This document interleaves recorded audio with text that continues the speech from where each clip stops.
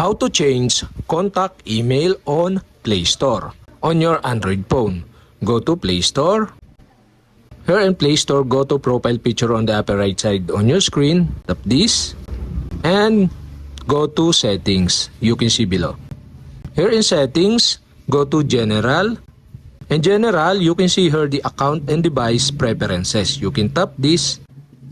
Here in email preferences section, you can see here the change contact email. You can see here the email connected to your Play Store.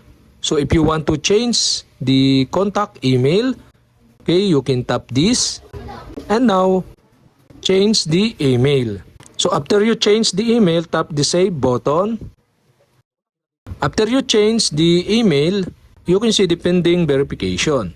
So you'll have to do is go to Gmail, and now you can see the email here. Contact email was changed for this email.